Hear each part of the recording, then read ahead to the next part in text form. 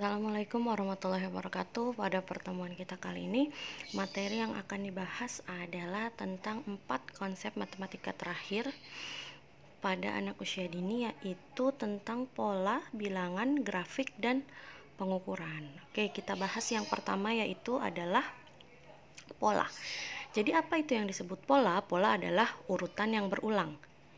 Nah, kemampuan mengenali pola itu mendukung keterampilan matematika yang lebih kompleks lainnya.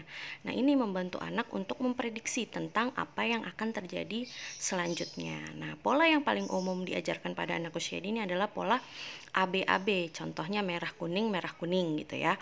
Kemudian pola AAB.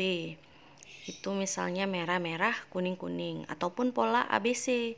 ABC, misalnya dengan menggunakan piring, sendok, gelas. Selanjutnya piring, sendok, gelas. Ataupun jika anak usia dini itu sudah lebih mahir, bisa juga kita menggunakan 4 pola, misalnya A, B, C, D, atau 5 pola A, B, C, D, E gitu. Tergantung pada kemampuan anak usia dini. Nah, itulah yang disebut dengan pola, yaitu urutan yang selalu berulang-ulang, urutannya sama gitu ya.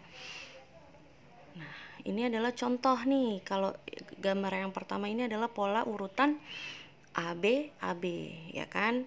Pola yang kedua adalah AA, BB, AA, BB. Terus kemudian gambar yang ketiga adalah pola ABC, ABC, ABC gitu ya. Paham ya sampai sini? Oke, next kita ke bilangan atau angka. Nah, bilangan atau angka adalah bagian penting dari pembahasan konsep matematika anak usia dini. Jadi, beberapa konsep yang perlu dikenalkan dalam mengenal angka ada 3. Yang pertama berhitung, kemudian konsep lebih kurang, dan adalah yang terakhir urutan. Oke, yang berhitung adalah pengenalan angka pada anak usia dini yang diawali dengan pemahaman konsep bilangan, transisi, dan lambang bilangan. Jadi, anak dikenalkan angka dengan konsep jumlahnya. Contohnya seperti ini, bahwa angka 1 itu adalah bendanya jumlahnya 1. Kita bisa tunjukkan juga dengan tangan 1. Kalau misalnya angka 2, oh bendanya itu ada 2. Kita contohkan lagi dengan tangan. Kemudian 3, bendanya itu ada 3. Anak menyusun bendanya. Nah, kalau bisa menyusun bendanya dengan benda-benda konkret yang ada di sekitar anak. Jadi tidak hanya visualisasi gambarnya. Jadi anak melihat, kemudian melakukan dan mencocokkan angka dengan jumlahnya. Jadi sebelum pengenalan lebih jauh, kita kenalkan angka dulu. Lambang bilangannya, simbolisasinya itu dengan konsepnya, kita sandingkan dengan konsep. Oke, sampai sini paham ya? Kita lanjut lagi ke konsep lebih kurang. Nah, konsep lebih kurang ini adalah kunci awal untuk memahami penjumlahan dan pengurangan. Nah, contohnya seperti apa sih? Nah, kita bisa lihat ya gambar yang pertama ini, mana gambar yang lebih besar atau gambar yang lebih kecil atau gambar yang sama. Atau jadi anak diajak untuk menghitung dulu nih, misalnya bunga ya, 1 2 3 4. Oh, jumlahnya 4. Nah, kita tengok lagi ke sebelahnya, 1 2 3 4 5 6. Nah, berarti lebih banyak mana? Lebih banyak yang 6 atau lebih kecil yang 4 gitu ya. Kalau misalnya sama dengan berarti jumlah antara benda yang kanan dan yang kiri itu sama. Nah, kalau yang gambar sebelahnya ini, anak diajarkan untuk mana sih yang lebih besar, mana lebih kecil. Jadi anak langsung membuat tanda lebih besar, lebih kecil, dan sama dengan.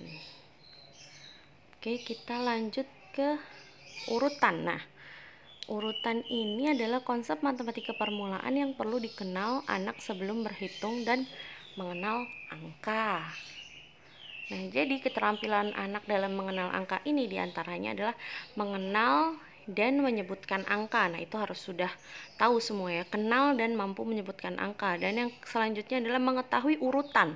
Ketika dia sudah mampu mengenal dan menyebutkan, nah selanjutnya adalah dia mampu mengurutkan angka itu dari 1 sampai 10 lah minimal gitu kan.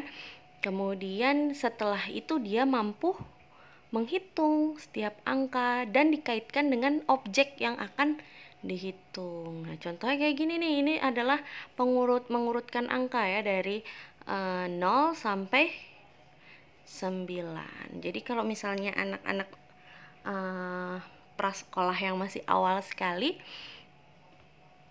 urutan angkanya itu adalah 0 sampai 9 atau sampai 10. Nah, kalau dia sudah mampu memahami konsep angka, simbolisasi ini, maka boleh dilanjutkan ke belasan. Ketika sudah menguasai belasan, bisa ke puluhan gitu. Bahkan bisa sampai ratusan kalau memang anak itu sudah mampu dan mengetahui konsepnya gitu.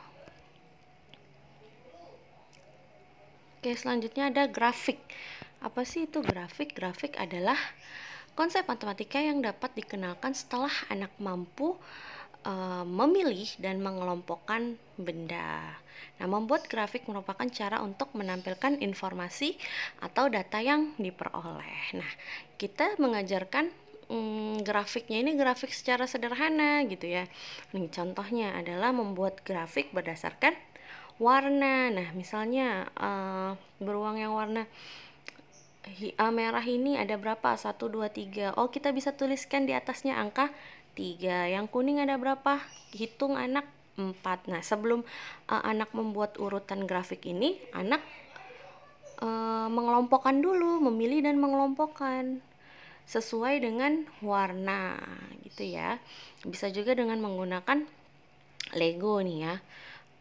Warna biru kita susun ke atas, hijau, merah, kuning gitu. Jadi anak membuat grafik sederhana dengan menggunakan benda-benda secara konkret.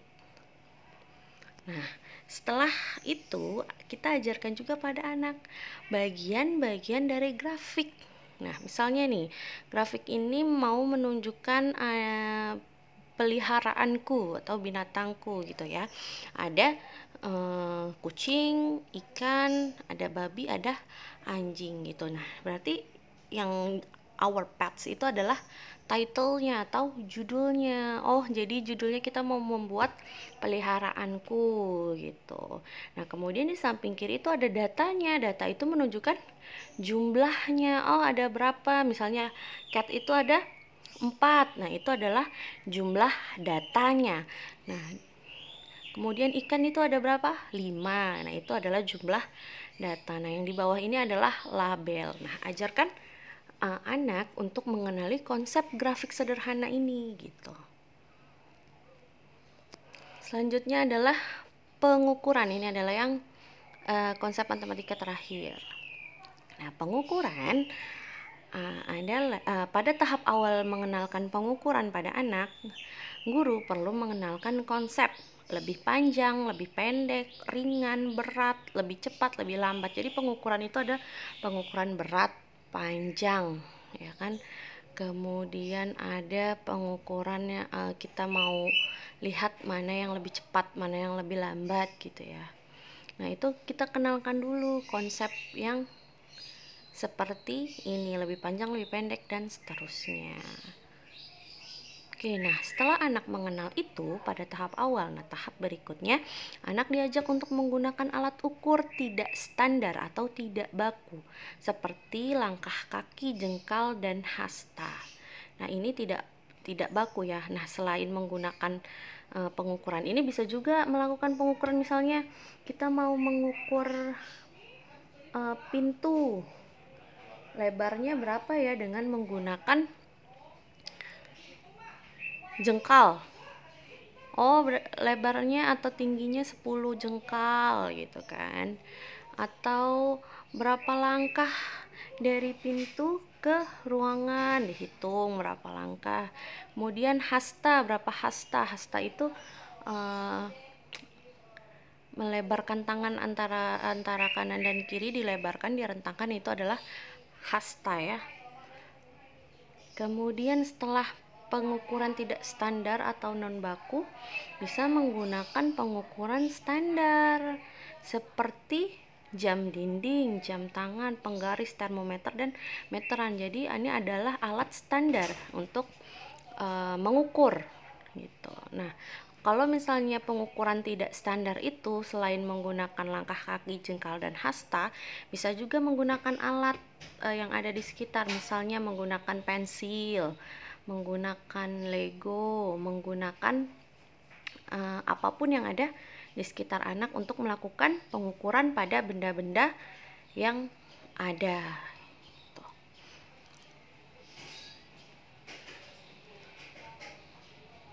Nah, ini adalah gambar timbangan termometer dan sendok ukur. Ini adalah contoh dari pengukuran baku atau pengukuran standar. Nah, yang di bawahnya itu pengukuran besaran panjang dengan satuan depa, jengkal, dan ukuran kaki. Nah, contohnya gini nih, mengukur tangan ya. Tangan kita digambar dulu. Kita ukur berapa Lego kah panjang tangan. Kemudian sebelahnya ada tongkat. Nah, kita mau berapa jengkal nih? Tongkatnya dihitung. Kemudian nih, tinggi, berapa jengkal tingginya gitu ya. Ini adalah non standar atau tidak pengukuran tidak baku. Nah, bisa juga kaki diukur gitu ya. Kayak berbagai alat apapun bisa digunakan untuk pengukuran non baku atau tidak standar atau non standar. Oke, sampai sini ada tugas untuk kalian membuat konsep pola, bilangan, grafik, dan pengukuran untuk anak usia dini. Oke, kalau sudah paham semua atau ingin ada yang ingin ditanyakan, boleh diskusi di grup. Kita cukupkan pertemuan kita. Wassalamualaikum warahmatullahi wabarakatuh.